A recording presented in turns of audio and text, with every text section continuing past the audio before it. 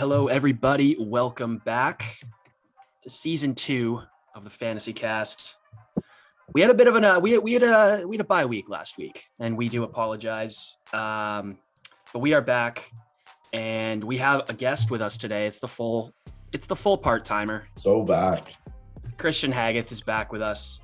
Welcome. A lot has happened since we last put out an episode. So I'll go to Christian first. I mean, what's going on with you, buddy? How's Toronto? How's Kingston? How is everything? Dude, it's great. Like, just living life. Living in a house with all the boys, being able to sit around every Sunday and throw on Sunday football and just kind of sit back and enjoy. Nothing better, really. It was a busy day on the trade phones today in our league that like both you boys are a part of. Wait for a little excitement. We opened the floodgates a bit, which was long overdue. But it's nice to see some players switching hands, and I hope to see that continue. How about you, Locke? Like, what's up down south? Like, so it's I got a few things going on down here. So first of all, happy belated Canadian Thanksgiving to you boys. Cheers. I hope you guys had a great weekend with the family, did some cool stuff. Here it was fall break. So last week I finished up with my midterms, and then a lot of our friend group went home. So it was just a couple of us. Just did some honestly, we call it side quest weekend, because we were just doing random things around Phoenix that we wouldn't traditionally do. I watched the Blue Jays. Talk about that. Yeah. So enough said there. I still can't quite find the emotions or words to even correctly talk about it yet. It still burns. But the Braves are still going. Mm-hmm. I tied that series at 1s, which is good. But the Blue Jays, that really hurt.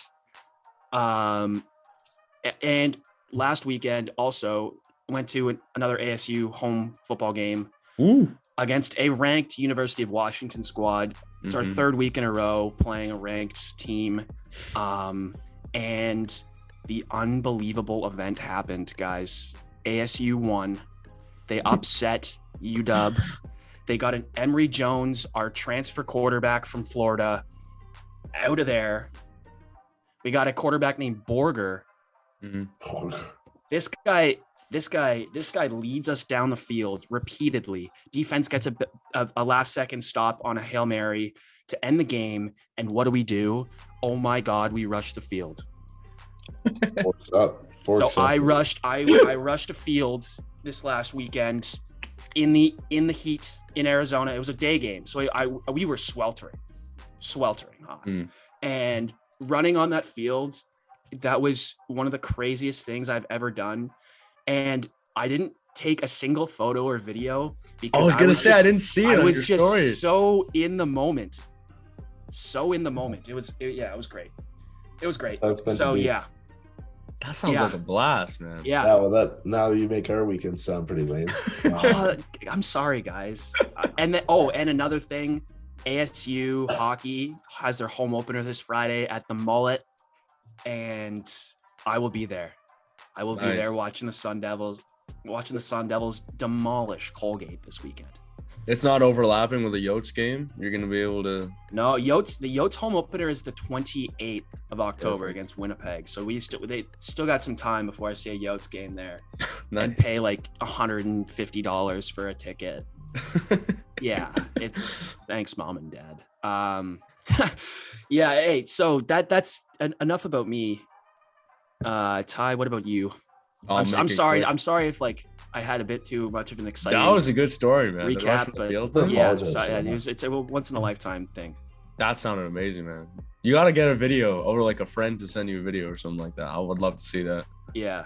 But mine was good. I mean, I was a little under the weather last week, but powered through it. Been working a lot. Unlike Christian, I have not been able to just sit down every Sunday and watch football, which is my favorite thing to do. And it's too bad. There's a couple times where I've had to rush home to come see games, but it's good. I mean, very busy, but I was actually, speaking of the Jays, I was at that first game. I was at game 1. And my God, that was hideous. That Castillo guy ruined us. And yeah, Castillo pitched a gem that game one. That was special to watch. It was very special. But I mean, it was fun, good atmosphere.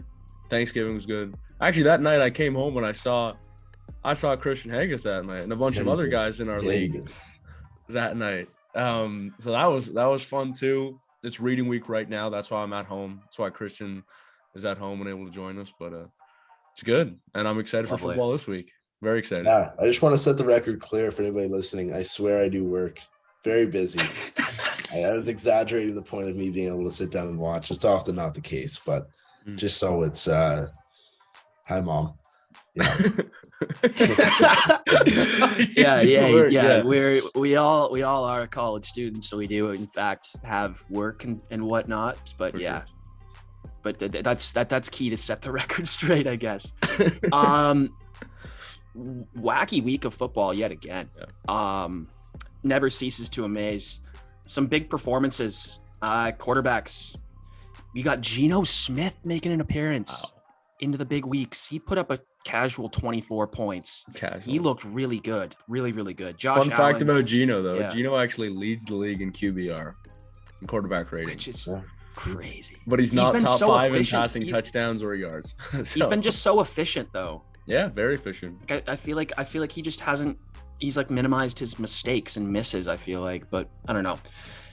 Josh Allen tops this list with a cool 35 points. The Bills put on an absolute clinic against Pittsburgh. Take off that jersey, Christian. It was not even funny. Running backs, Josh Jacobs. Boy was he dialed in. Oh yeah. This week, my gosh. Austin Eckler tops the list with again 35 for the Chargers.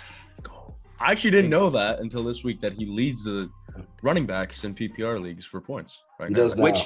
Which is not surprising. Saquon was first if we're really keeping score here for the first 5 weeks.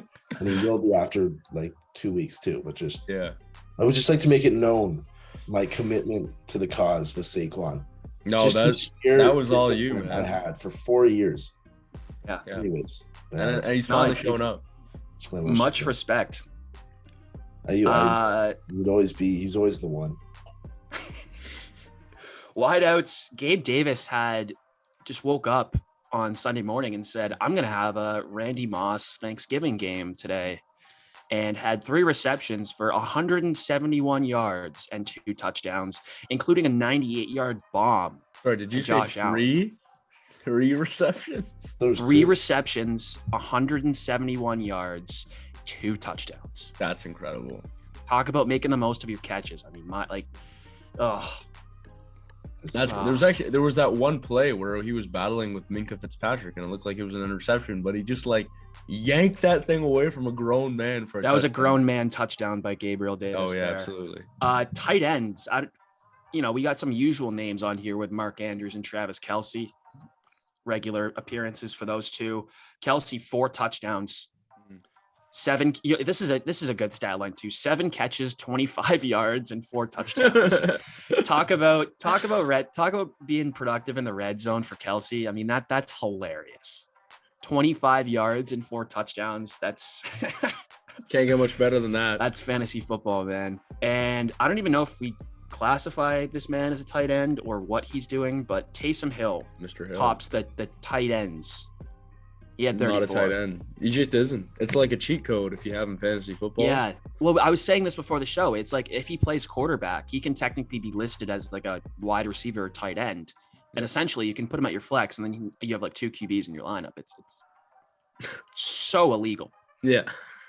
You gotta be feeling like some kind of menace to do that to your opponent in fantasy football, because that's absurd.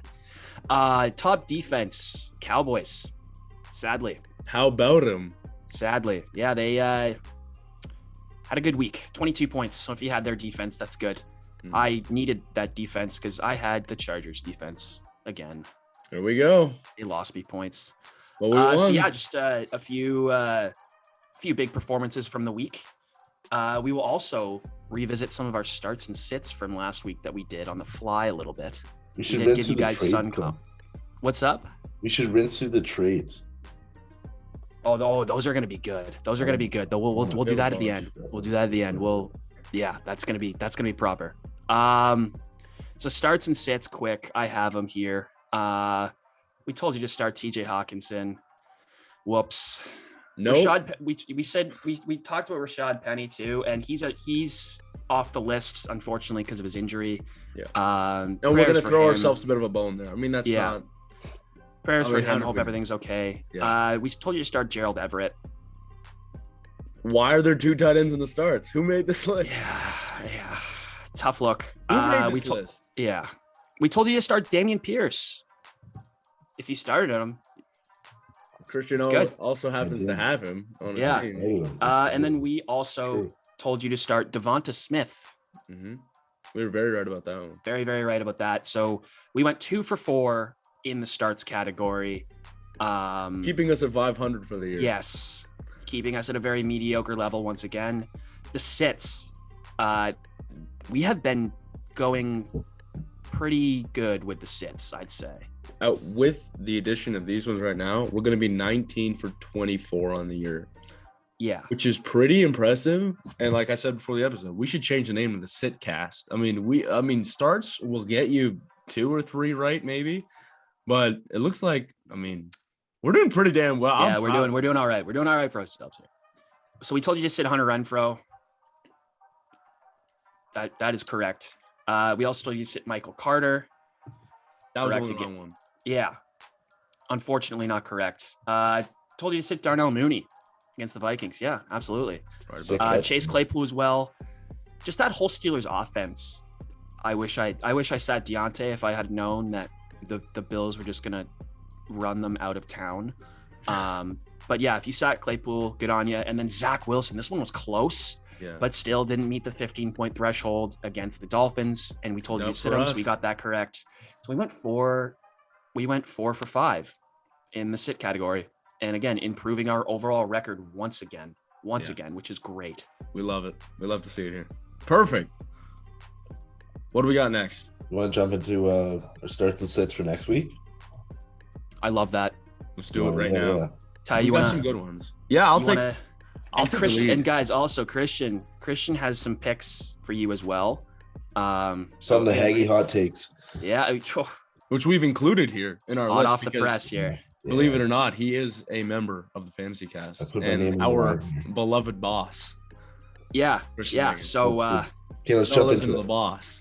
Well, we'll start off first. We'll do consensus one, then we'll do Hags. You can take the second one. We're starting off with Geno Smith versus Arizona. Geno Smith, like we said, he's led the league in QBR. He's been doing very well. Actually, great connection with Tyler Lockett's player that's actually been doing pretty well recently. I mean, they have weapons on that team. DK Metcalf, Kenneth Walker starting to come into the mix as well. They're a good team. Arizona been struggling a little bit. They don't have the greatest team on defense. And they're also at home for this one. Seattle, 12th man, good at home. Geno Smith playing very well, and we like him this week after coming off a breezy 24-point performance. We think he's going to do well again this week to break 15 points. So, by the way, also a huge waiver wire pickup, Geno Smith. Yeah, if you can just maybe grab him, even like just for the short term or maybe trade bait, highly recommend, because again, highest QBR in the league, remarkably efficient with the ball this season. I've loved what I've seen from him. Kind of exciting to watch, which is something I wouldn't expect to say. All right, that's our first one. Yeah, jumping into number 2 here, we've got Raheem Mostert at home against the Vikings. I had a dream the other night, and something came to me and told me Raheem Mostert versus Vikings. So that's the reasoning. Thank me Monday morning. Cheers. Yeah. Sometimes some of these picks, I think I had one last episode where there's no like technical scientific backing behind these. It's just like, hey, I think this guy's going to do well this week. There is scientific backing behind the Mostert one. Like Chase Edmonds has been all over. The QB situation's a little weird. But sometimes you just got to roll with your gut. Like, I feel a good week coming. Fair enough.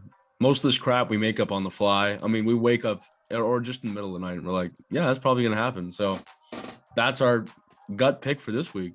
Ty actually has a notebook next to him when he sleeps, and he wakes up like sweating in dreams, and he's like, start sits. I have a grease pen in the shower too. And I was gonna say the shower. The shower is when you make the trades in your mind. I swear to God. Some of those morning showers, I've cooked up some of the best trade proposals of my life. Have I sent any of them out? No, none of them have been made. So, Kai, I hope the recent trades you made weren't thought of in the shower, but we'll get into that. Oh no, we'll talk about those in a bit. Locked one door through. Yeah. Next one we got Alec Pierce. Who? Number 2 wideout on the Colts has been The working. Colts. Been working back with again on chart. this podcast. Yeah, we love talking about the Colts. They're playing Jacksonville this week, and I think that the touches are there. And we mentioned this; it's the same argument for Drake London. He didn't have a touchdown, and he still is like getting, 12 to 16 points. Yeah. So if the volume is there, especially for receivers in PPR leagues, go after those guys. Because if you can get a consistent receiver that's not touchdown dependent, you're laughing. So yeah, Drake London, and then the touchdowns came, and then Marcus Mariota, he's got to. And then they just stopped throwing to him and Kyle Pitts. Yep. Yeah. Which hopefully they'll fix that, but they're also at home, by the way, versus this divisional matchup, big game. Pierce has been playing well, been doing well with Matt Ryan. Yeah. Our next one, we don't talk about the Packers actually that much on this podcast. Not really any. We talk about AJ Dillon sometimes, but no standout players for fantasy football. But Allen Lazard's starting to show that he's been playing very well. 14, 17, and 13 in his last 3. They're at home versus the Jets, and although the Jets actually I could see them winning this game, I think by no means are going to shut down Green Bay's offense. Lazard's been playing well. He's reliable. He's been there for a while. Good connection with Aaron Rodgers, and you're at Lambeau, so it's hard to have a pretty bad day at Lambeau. We like Allen Lazard this week. Yeah, we do. Do you want to give us our last one? Yeah, I'll give us the last one. Mike Boone. We all know the situation with the Broncos offense. I happen to have Mike Boone on my team, and I am starting him, so I swear I'm putting my money where my mouth is. Good. Melvin Gordon is just a little fumble machine. Latavius Murray, nothing to worry about. I like Mike Boone. I think he had 7 touches last week, but what's more impressive is the receiving upside. I do think, there is definitely some opportunity there. Well, Gordon's more of a, taking the handoffs, but yeah, we like Mike Boone. Hammer it. And the Chargers are a team who might get up to a 14, 20-point lead, blow it right at the beginning of the third quarter, and Mike Boone could have 2 touchdowns by the end of the third quarter. So, yeah, Mike Boone's a good pass catch. Yeah. If Mike Boone does not have 2 touchdowns by the end of the third quarter, Ty White is paying my fantasy football entry fee for this year. Deal? I didn't agree to that. Okay, anyways. Also, on defense, Rams versus the Panthers. Rams are at home. Panthers suck. It's a no-brainer, guys. Start the Rams D. If for some odd reason they're available on the waiver wire in your league, hammer that.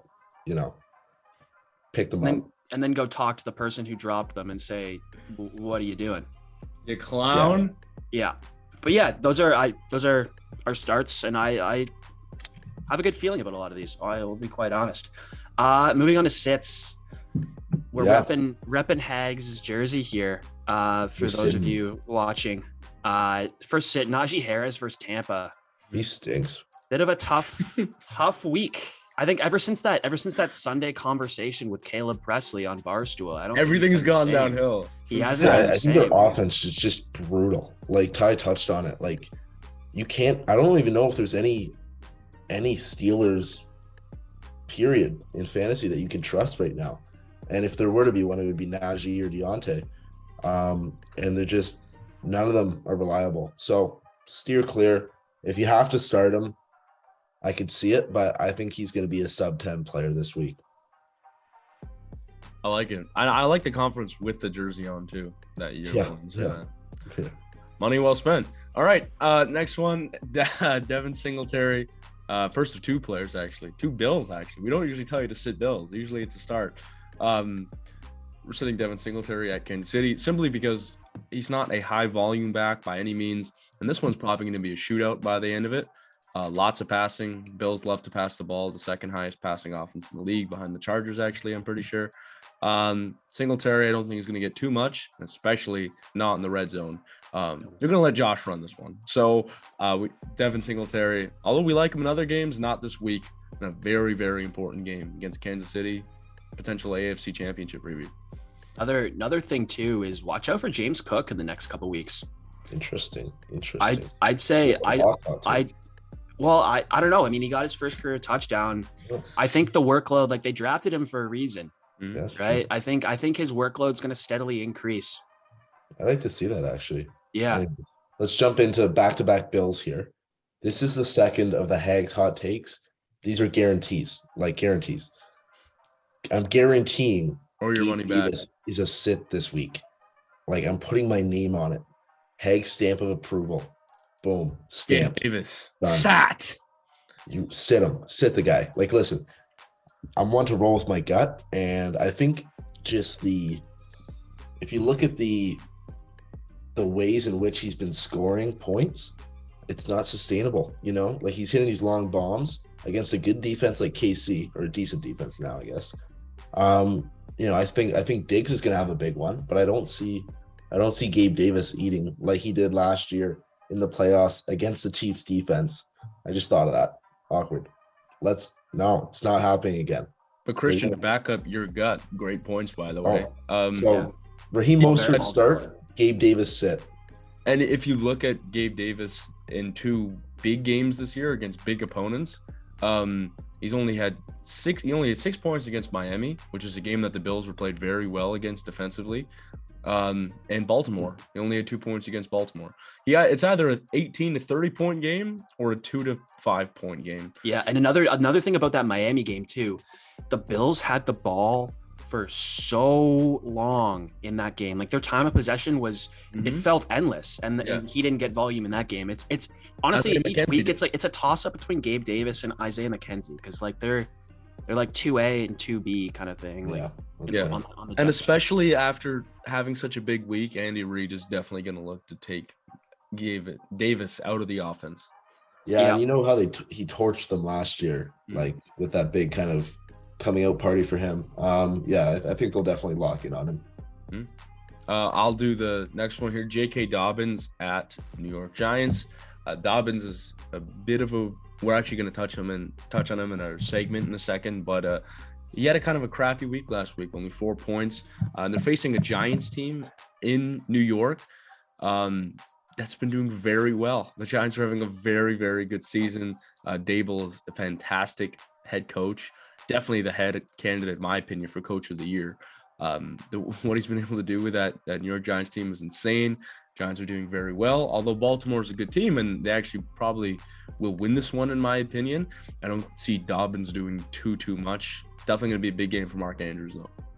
The thing that weirds me out about J.K. Dobbins all the time is like, he's coming off an ACL and whatnot, but like I don't want to draft based on if I think a player is going to get injured or not, because obviously I've said it before, we don't wish injuries upon any player.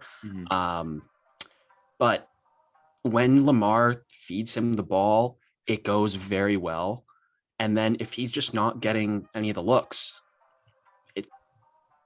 he's silent. Like he does nothing, right? Like his potential to have 20-point weeks every single week is absolutely there, but it's just whether or not Lamar chooses to allow him to do that. Yeah, I think a big part of that is kind of like them utilizing J.K. Dobbins frees up Lamar in the run game as well. We deal with a very similar issue in our intramural flag football league with Jack Bray at the helm, and having an athletic specimen like him, it is good. Bro, did you say Jack Bray? Yeah, like a little second fiddle like myself, who's just not as athletic, to be able to kind of take the heat off a star like that so they can really shine to their fullest. Anyways, the last sit here, we got Trevor Lawrence. The guy hasn't scored a touchdown in like 3 weeks. Like the last 2 weeks, he hasn't scored. Think of how long 3 weeks ago was. Can you even remember? Like, probably not. Like the world was a different place the last time Trevor Lawrence scored a touchdown. It's a long time. So are you really trusting this guy? No. Cancel it. Go find like a Teddy Bridgewater. Teddy Bridgewater's injured, isn't he? Dang. Go find somebody else in the Ryan Zappi. You don't have to do this to yourself. Go find Geno Smith. How about that? Yeah, the guy's probably off waivers, but if he's not, take advantage. Absolutely. Yeah. Onto the waiver wire. I'll say a couple names here. Yeah. And yeah, and you guys can do with it what you please. Kenneth Walker, first waiver wire pickup. I think he's a guy whose stock is immediately risen due to the injury and depth chart reasons. He's a guy that steps in, walks in the door, and he's the number one running back on a team.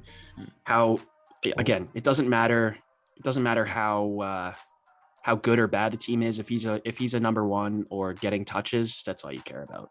No, not just that. He's probably actually, if you're in 12-man league, chances are he's not on the waiver wire, maybe 10 or below. That being said, also not just waiver wire, trade for him. Very, very high value. Rashad Penny's out for the entire year. And we'll get to this later. I won't spoil the surprise just yet. He's probably pumping his own tires right here, trying to make you trade in the future. You're gonna sound smarter. We'll get back to this later. But yeah, trade for him too. Next name, Brian Robinson Jr. I love this guy. One, because he's a very good football player. Two, because it's such a feel-good story for him, right? Like him making his NFL debut, walking out of that tunnel. Well, what'd you say? 2 months after getting shot in the leg? Literally, yeah. Like, how can you not be romantic about that? Like, that's what sports is all about, right there. Like, that was an awesome moment, and I think he's in a good situation with the Commanders as well. So, the guy's a baller. I believe the term that kids use nowadays is nails. I would use that word to describe Brian Robinson in that situation. It was very much nails of him to do that. But he's rock hard. Couldn't have said it better myself. Wow. Wow. Let's hit the pause button there. Anyways, keep rolling. Yeah. All right. Before this goes off the rails, it's like old times, boys. Yeah. That's why I love bringing Christian on the show, man. Yeah. It's a new level of smilage going through my face. Smilage. That's a new word. Put that in your dictionary. Third one. We're going Alec Pierce, double feature for the kid. Yeah. Again, for similar reasons we mentioned before, working his way up the depth chart and getting volume. That's all that needs to be said. The guy's getting targets from Matt Ryan. They might be losing games, but at least he's getting balls. He might catch a touchdown this week against Jacksonville. And yeah, quickly. Ooh, I just lost it. Hold on. Do you know? I had our buds with duds. Buds with duds. Well, one of them. Waddle was one of them, wasn't he? One of them, absolutely for sure, is J.K. Dobbins, someone who we already touched on. J.K. Dobbins had 4 points last week, was it? 4.4. Last week. 0.4 or 4? 4.4. 4.4. And he's someone, like we said, obviously coming into drafts. He had his injury, of course, but if you look past that, he's supposed to be a good back on a very, very good team. And it's very concerning when good players on good teams are winning but don't see volume. Yeah, it's concerning. It's concerning. Like, at least, with the Falcons, you're going to be like, okay, here's your solution. Throw the ball to Kyle Pitts more. But if it ain't broke, don't fix it. That volume might never come. And having 4 points against Cincinnati, a team that has not been great this year, especially defensively, that's a little bit concerning. Yeah, for sure. I've got a little triple parter here. To start, what a name Buds with Duds is. I haven't had the chance to tell you guys that face to face, but I'd just like to commemorate you on that. Secondly, Jalen Waddle. It's a Bud with a dud. Back-to-back 5-point weeks. Just kind of stinking it up. It's a little bit concerning because, the whole quarterback situation there. Not ideal, but still get open and get some volume, week in, week out there. I think he should be fine, but we're not going to see the production from him that we saw early in the year. Not until Tua comes back, I don't think. They have a good connection, so. They do. Third part only 3 targets last week, by the way. Yeah, I don't know how many times they're going to be on this year, so I would like to leave you with like a year-long Buds with Duds. Special shout out to Cameron Akers. I took him with my second-round pick. The pick before Tyreek Hill. So Cam, if you're watching this, I thought we were buds, but we're not buds anymore. So yeah, cheers to that. Cheers to that. That was perfect. That's a year-long one too. That's just the way I would like to end a Bud with Dud segment. Wow. I think now we get down to the meat and potatoes of this episode. Yeah. The part we're all really excited for. Okay. So again, we mentioned the floodgates opening in our league trade-wise. We're going to go through some of these trades. So our fantasy question of the week essentially is this trade good or not? Or like who won the trade? Yeah. I'll read the trade out to you guys, and we're gonna have some fun here. So what's the trade you want me to just do from today? Let's go chronological order. And we've got some dirty trades in here, which is really so they're probably thought of in the shower from the guy up in the red shirt there. Anyways, let's get into it. Cook these up while taking a hot steamy one. That sounded even worse than the thing I said before. That was terrible. Yeah, I don't know what to say to that. Okay, so we're gonna let's keep some people anonymous here. I'm just gonna say like team 1 and team 2. Oh, let's rip it. All right, so team 1 in our first trade here. You could speak Ty and I's names. Oh, okay. So I'm gonna go through Ty's trade here. So Ty acquired Isaiah Spiller and Ken Walker, and he gave up J.D. McKissick and Chase Claypool. Yeah. So to be fair, J.D. McKissick and Chase Claypool, like you wouldn't have known they're still in the league. I love how Ty was just pumping his own tires on Kenneth Walker, like subconsciously planting that thought into all the viewers' heads about 5 minutes ago about how good of a pickup he was. Ty, I don't know if you knew that Isaiah Spiller hasn't played a snap yet this year. Yeah, other than that, like, I guess that's a good pickup now for you. No, yeah. To be fair, I think you won that trade just because like you literally gave up nothing. Yeah. I don't know, who'd you do that with? That was with Ryan Bryden. Oh, shit, there. Man, so much for anonymity. Yeah. Oh, anyway. We're not saying names. I could take that out. Oh no, we're fine. Don't worry. We're saying names. Don't worry. RB, we love you. Well, I'll make them sign a little contract. To explain that, Claypool is actually someone who is getting more volume now, and especially he's someone I didn't actually want to let go at first because I can totally see him having a good connection with Kenny Pickett down the stretch and actually getting more targets in an offense that should be changing and that's done nothing. So I kind of wanted to hang on to him. And JD is a good backup. He always gets targets at the backfield and he's decently consistent. If he has a touchdown, he could be a flex start if I need that. But that being said, I really wanted Kenneth Walker. I was very high on him before fantasy drafts. And now that Rashad Penny's gone down, it's very keen on him. Spiller's not really a part of the deal. I mean, he's there. He was just he's kind of sprinkled in as a Charger topper for me. And I was like, just a little spillover. I see what you did there. Very classy, Christian. It's clever. All right, next trade. This is Christian's trade here. One of a couple. We both have two, actually, don't we, Ty? Yeah, we both two. Yeah. Okay, so Christian in the trade acquired Kirk Cousins and ASU legend Brandon Ayuk. He gave up Rashad Bateman, not Patrick, and Trevor Lawrence. Where's that outfit again? Yeah, let me just I guess if we're gonna justify all our trades here, I might as well jump in. Yeah. I needed a quarterback, man. Trevor Lawrence, you heard me go in on him like 5 minutes ago. It's for a reason. It's personal. He has been taking a big stinker on my lineup the last 3 weeks. I don't know if he's put up like over 15 points combined. Yeah. And I don't like it one bit. So I had to change it. And Bateman, I am high on Ayuk, and giving away Bateman to kind of bridge the gap there between Cousins and Lawrence was just a price I had to pay. It's fair. Yeah, fair enough. Yeah.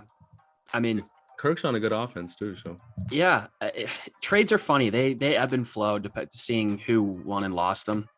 Because if you give up a guy in a trade and then the next week he goes and scores 30, but then is out for the year, it's like 1 week it's like, oh my god, I fleeced you. Like the guy 30 bombed, and then next week it's like, no, I fleeced you. He's out for the year. So it's kind of like. I also have Kirk Jetta's stack now. I would just like to make it known also that the three of us, none of us would ever tell somebody else that we fleece them. We leave that to the league. When the group chat's going nuts and being like, "Oh, you got fleeced," then it's kind of like, "Oh, that's pretty sick." But never be the guy to tell somebody else that you fleeced them. No, absolutely. Probably did. Poor form. That's just fantasy football etiquette right there. Yeah, just poor form. And by the way, who was that trade with, Christian? It looks like we both made a trade with Play Action Jackson today. I don't know who that is. I don't know if we can share names, quite frankly. I know who it is. Yeah, it's our boy, M Dubs. Yeah. He's not left. He didn't get That's right, baby. Either of them, to be honest with you. Like, the guy's been a lot more conservative. I know. Well, after some of his previous trade experiences, public humiliation probably made him double think doing trades with me, or second guess doing trades with me.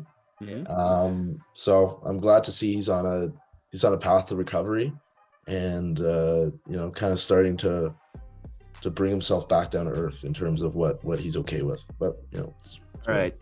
This trade was surprising, to say the least. This was, again, with you, Christian. Christian did a 1-for-1. He acquired David Njoku and gave up Taysom Hill. This was just a bizarre. Like, when I saw this, I looked at my phone. I'm like, what? Said that. Look at his face. Yeah. For those of you listening and not watching, opinion? Christian's got a little bit of a strong win in your opinion. It's a what? Yeah, I also don't like to comment on my own trades. But come on. About 3:00 today, I'm sitting about to pick up my brother, and I noticed Taysom Hill was on the waiver wire. I'm like, why not? Picked him up. I texted the individual who I did this trade with. Okay. Jack Bray. No shame. The individual. I said, listen, I've got the 7th ranked tight end. You've got the 8th. I said, let's do 1-for-1. He's like, okay, boom, done. That's it. So many things are wrong with that methodology on so many levels. It's hilarious. Yeah. First of all, convincing him that Taysom Hill is the 8th ranked tight end. The 7th. He's the 7th? Yeah, because he had like 35 last week. Oh, yes. So that would skew it. Okay, that could actually be good if for Jack. Taysom Hill, especially depending on the matchup, and if they use him in a particular day, he could be a huge flex start or tight end start. Yeah, but I'm taking David Njoku over. I'll tell you what will happen. Taysom Hill is not going to see a point for the next 3 weeks. Jack's going to get impatient and drop him for this mediocre 3rd string running back who plays on the Titans or something. At the end of the day, that's what's going to happen.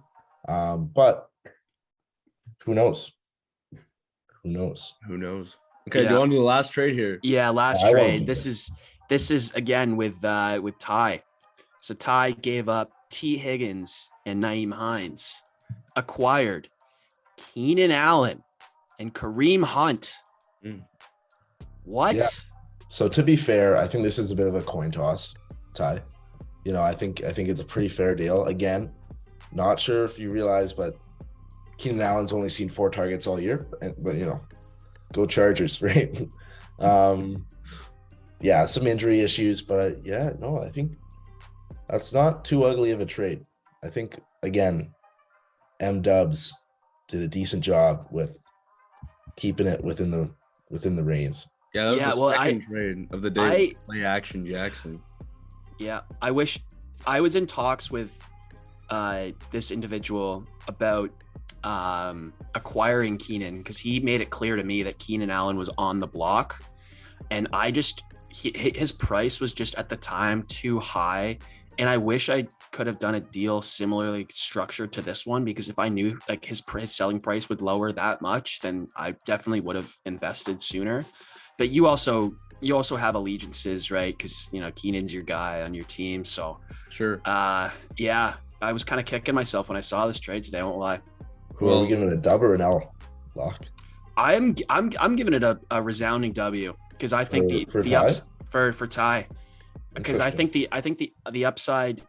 I still think Ty has upside, because I think Kareem Hunt will get traded.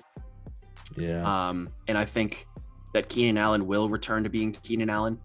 So I think Ty picked up some very good assets while also giving up a backup running back and a number 2 wideout. So I think value-wise, I think what he got versus what he gave up, it severely skewed. I appreciate that. I mean, I'm very happy about this trade because, and if you look at the actual draft that we had, I was drafting right before or right after Play Action Jackson, and he actually took Keenan Allen, and then I took T. Higgins right afterwards. And it's funny now looking back that we're exchanging the players that we took right after each other. Yeah. But I really, really like Keenan. I mean, of course, as a Chargers fan, but I also have a stack now with Justin Herbert, and he's a number 1. Like you said, Locke, T. Higgins is a number 2, although still very good. He's also had some injury problems. The biggest thing, of course, the injury concern, but it has been 5 weeks now. Yeah. Yep. I would love to be able to do the same thing and just trade with guys that were taken right after my picks. I think my team would be a lot better. So are you're gonna trade Akers for Tyreek Hill then? Yeah, I should hit Jack. Oh, that's a low blow. Like, hey, No, Jack, look at the no. drafting conditions. Anyways, okay. Well, that just kind of listen, Ty, I haven't given my opinion on the trade yet fully, so let's get into it. I think this is pretty, like I said, I think it's a pretty fair trade. I would split it, but I'm gonna give the slight edge to Play Action Jackson. Play Action Jackson. Believe it or not, I think T. Higgins' upside could make him the best player in the trade. If he doesn't reach that, though, I think Ty wins it without a doubt. Just mainly because of the Kareem Hunt factor, Kareem Hunt versus Naheem Hines. But if Hunt's on his way out, different situation. I think that would actually be worse for Hunt. So I'm not quite sure yet. Only time will tell. Like all these trades, really They have been flow. increase everything, all these other, intangibles. Only time will tell. So very good analysis.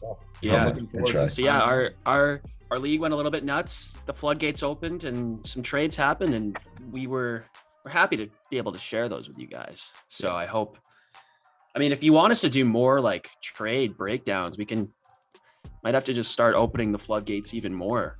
send in your trades and we'll chirp them for free. Yeah. We'll feature them on the show. Actually, better. Send in your trades, pay us to chirp you. Now we're getting somewhere. That's a deal. That's a deal When of a is this how lifetime. business is done? Yeah. Investors, Possibly you. To quote Step Brothers. yeah. That brings us to the end of our episode. Before we end, actually, just a quick shout out to someone who I ran in person not too long ago, and they mentioned that they've been watching the show and over the show. Ben McMullen, friend of the show, is going to the University of Delaware actually to play lacrosse. So big deal for him. D1 athlete watching the show. Heck yeah, that's big. That's really Yep. We'll take that. I want to give a shout out to him and thank you all for watching the show. It's so much. I got to give a quick personal plug here. This Sunday, I am doing a radio play-by-play call for ASU's women's volleyball team against Stanford. What's that? Where can I tune in? Blaze Radio Online. I will be dropping the link to everyone. You can listen. You can stream the game Pac-12 Network too if you want. Too? Pac-12 Network. Do I get to see your face? Unfortunately, not on radio. You'll hear my tune in, man. You'll hear my voice. But yeah, it's this Sunday, 6 Eastern, 3 Pacific. ASU women's volleyball. First time ever doing play-by-play for volleyball. Mm-hmm. And on radio, Ty, you know this. You have to be way more descriptive. For sure. Talk a lot faster too. Yeah.